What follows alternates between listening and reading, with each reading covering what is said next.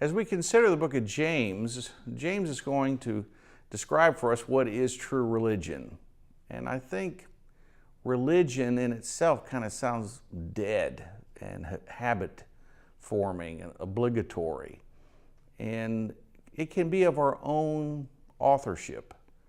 But the book of James in chapter 1 is going to say this to us.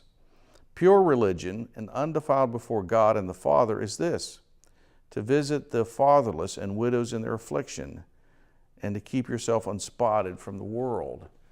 When we think about true belief or true religion, James is going to encourage us to be considerate of the widows and the orphans, and to make sure that our personal lives has moral integrity. And I think that's a great description of true religion, or the practice of our faith. The book of Philippians is to work out our own salvation with fear and trembling. And there is a process by which we work in our faith, where we mature in our faith, where we are doers in our faith. And a true believer, their exercise of their faith includes being sensitive to the needs of widows and the orphans around us. Religion is not defined by attending church or Bible studies or watching videos. It is about the action of reaching out to people who are in need, especially to people who are widowed. And of course, widows in the first century often were impoverished. As a pastor of a church, I had many widows in our church. And being in Florida, many of them are older. I remember visiting a retirement village once to visit one of our members. And I knocked on the door, and this sweet elderly lady answered the door. And I said, hello, are you Mrs. Smith?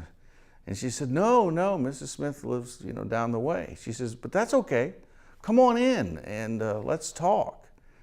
And I came in and we sat down and talked about her life, and she shared her life story. And all of us have a story, and one of the ways that we give value to people is listening to their story.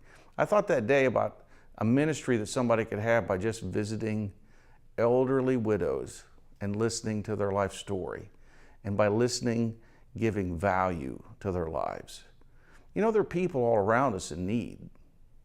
Some are orphaned, some don't have parents, or they have absentee parents, or there are elderly widows who just need some friendship, someone to listen to their life story.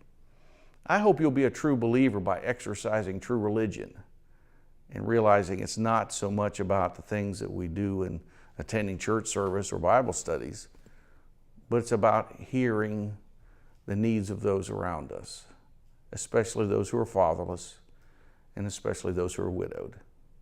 I'm Scott Boggs, and this is Embrace Grace Today, and I hope God's blessings upon your life.